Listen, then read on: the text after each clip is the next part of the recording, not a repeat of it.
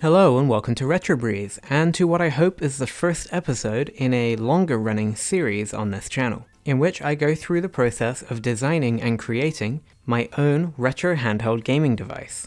And this first episode is more an introduction involving the concept and the idea, and a few of the components and I guess the plans I have to bring this project to fruition. I'm going to call this device the RB-2H. That's Retro Breeze two-handed, because I'd really like eventually to create a one-handed device as well one day, if this one goes well. The RB-2H will be based around this SBC, the Radza 0. It is a very, very powerful single board computer for its absolutely tiny size. In fact, it's around about the size of the Raspberry Pi Zero, but we should be able to squeeze out up to and including PSP emulation on this board. One of the reasons I went with this board specifically is, well, because it's been sitting in my drawer for over a year, but also because it has a number of inputs and the compact design puts all of the inputs on one side of the board. So up here we have micro HDMI for video, USB-C for power, and USB-C for peripherals as well. On the back there's an SD card slot,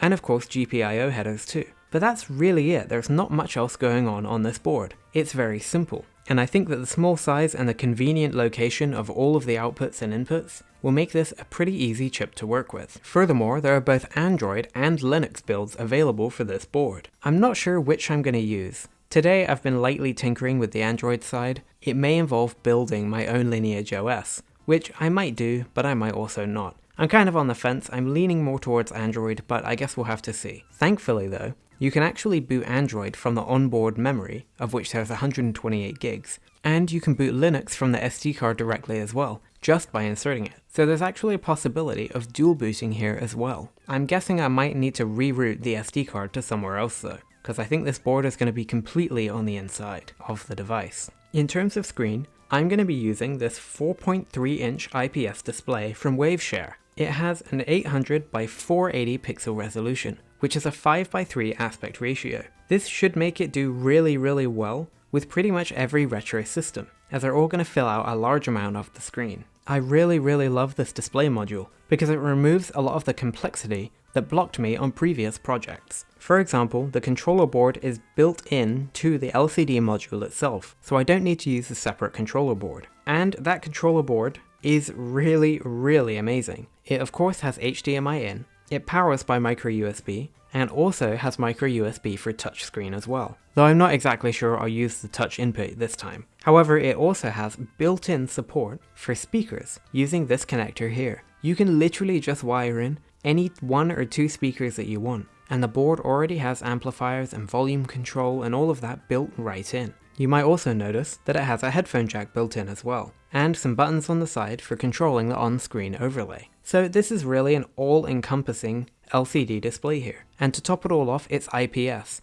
meaning it's bright, colourful, and has great viewing angles too. I've done a small test with the Radza 0 and this display, and the two go together with zero extra configuration needed. I just plug it in with a handily supplied converter for converting the HDMI into micro HDMI, power it all on, and it works just fine. The biggest challenge I see here is with power. I'm hoping I'll be able to power the board via the LCD, or vice versa, so I only need one plug, or, in this case, one battery, to power the entire thing. As for the battery and power delivery, I'm really not sure how this is going to work. In fact, this is one area that I've never even explored. So that's going to be a learning experience for me, but I am hoping, of course, to have it battery powered with an inbuilt charging board and a pretty hefty battery. In fact, I'm actually willing to size this device up in terms of thickness pretty substantially to put a pretty substantial battery in there. In terms of input, I'm going to go with a pretty typical control layout. If it's substantially easier, I may even go with a single analog stick setup, but other than that,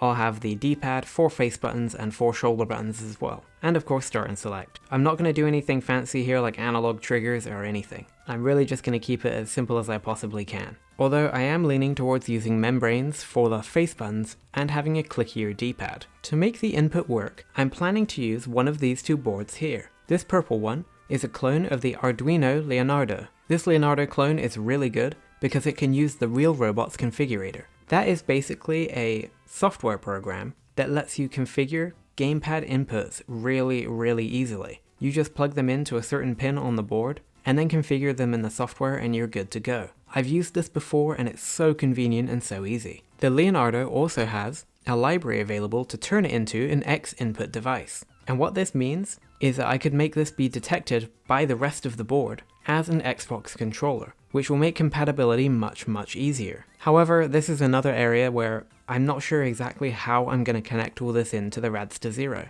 so we'll need to experiment with that a little bit as well. The other board I could use is the RP-2040 here from Waveshare. It's basically a miniaturized Raspberry Pi Pico. The only limitations really are the number of pins. However, the board is extremely small, which may work better than a bigger one like the Leonardo, but will obviously need more work. We'll see. I'm thinking that I will most likely use the Leonardo, because the available libraries are much more convenient, and at this size anyway, I don't think it's going to be a big issue to hook up to the Radster Zero. The 2H is going to have a typical horizontal handheld look. However, this is 100% going to be a DIY project, not any sort of commercial venture. However, I really want to aim for a genuinely usable and properly designed product. I really want it to be one solid unit that is comfortable to hold. I don't need it to be perfect and I'm not going to overdo it, but I definitely want the finished product to look as nice as possible. I have a couple of 3D printers at home which I will use for prototyping, and I may even end up having a proper injection molded case created as well if possible.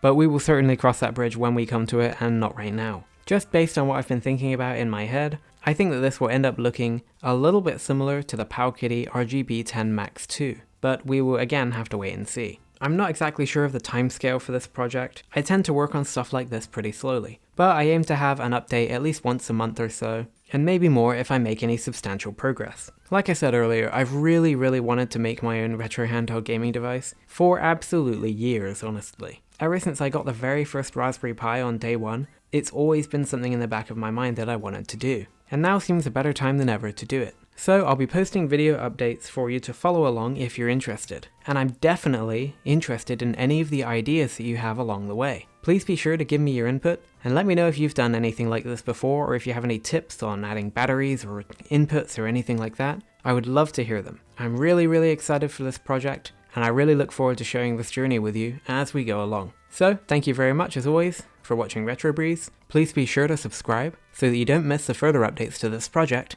and my other retro gaming handheld videos. And with all that said, I look forward to seeing you again very soon.